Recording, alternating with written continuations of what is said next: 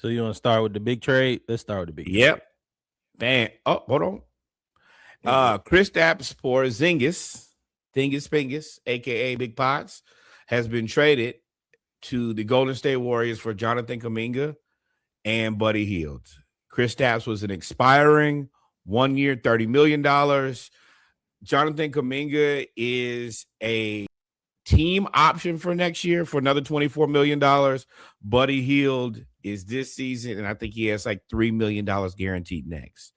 Of course, out of these three assets, Kristaps Porzingis is by far the best player, but just never available.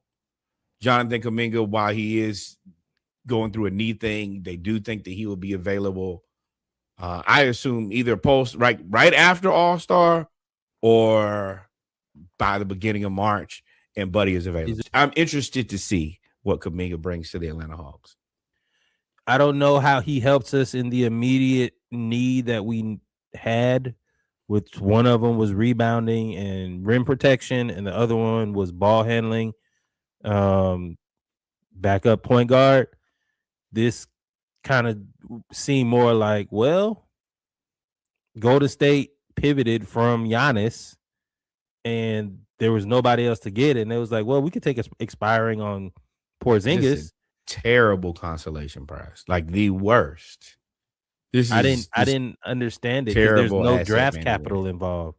There's no draft capital involved on either side. So you would think if Kuminga does anything, if he just shows up and plays, that the Hawks have won this trade because Porzingis just can't play.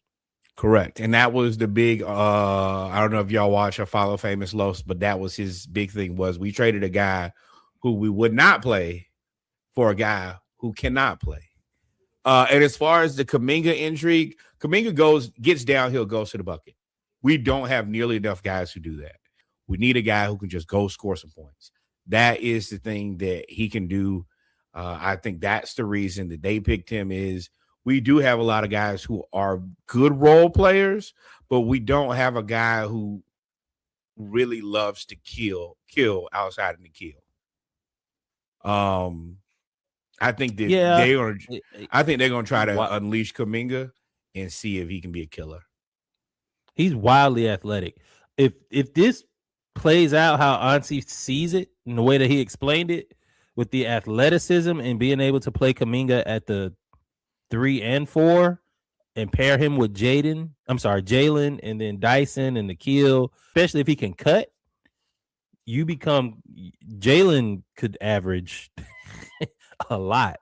Pie in the sky, of course. Please, Kyle Korver, work on his set shot, because he's going to be open, because people are going to have to respect his athleticism like they do Jalen. Jalen, teach him that little turnaround at the free throw from the elbow.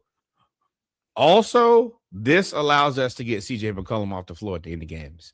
I love CJ McCollum when he's scoring. I do not like him getting torched by young basketball players like Isaiah Collier. You're not going to be able to treat Jonathan Kuminga and CJ the same. Like, Jonathan Kuminga is not a world beater defender. I'm not going to say that, but he's just physically more imposing. He's a better defender than CJ McCollum. And that closing lineup gets very interesting. And Jalen Johnson. Ricochet's shot can just get any type of consistency. You don't have to play Kispert. So now you have Ricochet, Dyson, Nikhil. I mean, you could put, at that point, depending on how you play, you could put Jalen at the 5. And you could run those 4. You could run 4 good perimeter defenders and shooters. This allows us, number one, to get rid of a guy who's not healthy.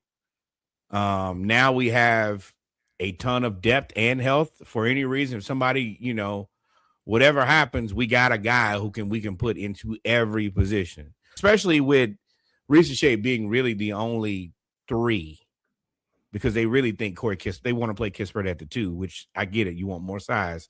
Then, you give Jonathan Kuminga more minutes at the 3. It gives us an opportunity. And this is a guy who could be a really good asset. And if it doesn't work, since it's a team option, we could punt at the end of the season. Or realistically, I think that we got him so we could probably increase his value and then trade him at the draft. Because if he plays well for the last 30 games of the season, then we go into the draft, especially with that 20th pick and Kuminga. I think we could I think we could talk some people into moving up. That's what he wants. He wants to play Ansi Saleh is like me. He won't play 2K. I'm telling y'all that right now. And that's the reason we flipped all of these people. Let's